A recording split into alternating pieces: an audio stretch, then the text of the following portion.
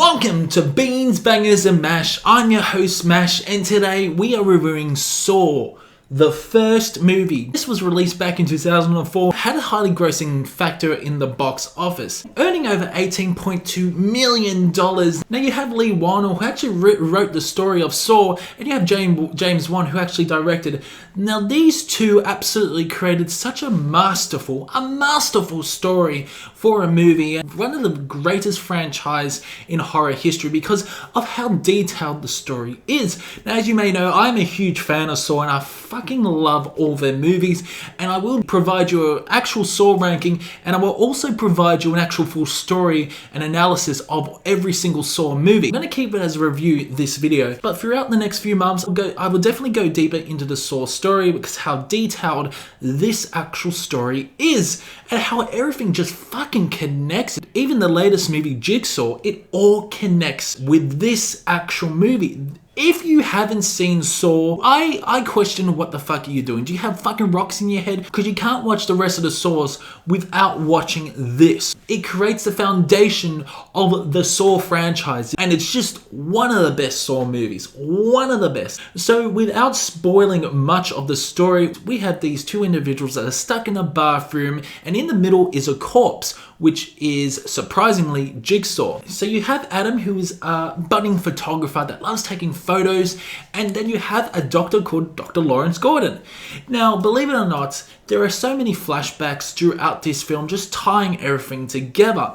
You have this serial killer, Jigsaw, who basically plays games with his victims, providing a head trap for Amanda. The story revolves around Jigsaw, John Kramer, who revolves around Dr. Lawrence Gordon, also revolves around Adam. Believe it or not, all these characters are just connected to each other. We got Danny Glover that actually plays a detective called David Tapp, who is very suspicious of actually Dr. Lawrence Gordon throughout the flashbacks, and he believes he's actually the Jigsaw Killer. The reason why he thinks he's actually a Jigsaw Killer is because they actually find a pen light on one of the traps. Dr. Gordon's alibi is cleared, and then David Tapp actually shows the doctor one of Jigsaw's victims that actually survived a head trap. And this trap is absolutely amazing, just so sexy looking, and I absolutely love it. Where you have to find a key. If the time runs out, the actual fucking trap is like a bear trap and it rips your jaw in half, and it's so damn good. It's like torture porn, but it's got a fucking great story. So Dr. Gordon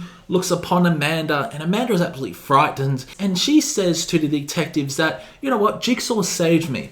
But it's soon to realize that later on in the movies that Amanda is actually helping John Kramer, who is Jigsaw. So John Kramer has been diagnosed with cancer, and he's close to dying. And of course he's creating these traps because his victims have done something wrong. Like he's trying to bring justice. He's actually not killing them. The victims are actually killing themselves. So without spoiling much of what actually happens, in the end it's just a huge clusterfuck because it seems like everyone is just getting played. Everyone is getting played, and it's just such a tight and cohesive movie that will just make your jaw drop until the final credits. So let's talk about the overall production and style of this film. It is a thriller. This movie is definitely a thriller. And what I love about this movie is the overall colors, the tone, the contrasting colors, and how dark some of these scenes are. And sometimes there are some really dark scenes, especially when the pig kidnaps Adam and Dr. Lawrence. And I just love the scene when Adam's taking photos because he thinks that someone's there, and he lights up the room with the camera flash, and just the overall sound of that camera. And when he takes the next flash, the pig launches at him. It's so damn fucking good. It's just a brilliant movie. And it's just a really enticing movie. The camera panning is absolutely amazing. And not to mention the actual audio, actual music on this film is so damn fucking good as well. Especially the ending, especially that conclusion.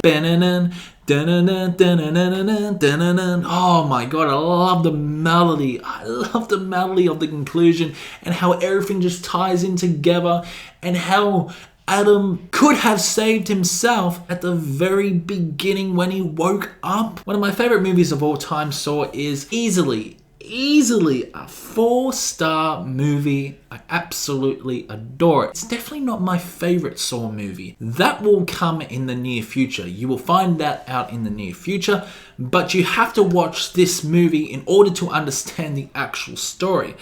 And the next movie, Saw 2, is a fantastic movie as well. And then we got Saw 3, which is just an amazing movie as well. I absolutely love that movie. This movie is absolutely a magnificent movie that I can't help but recommend to you guys. You will fucking well love it if you haven't seen Saw. A lot of people say that it's no good because it's just torture traps and everything like that. But my God, it's got an amazing story, an absolutely amazing story. I absolutely love the movie. I absolutely love the movie. So comment below if you've seen this movie. Game over.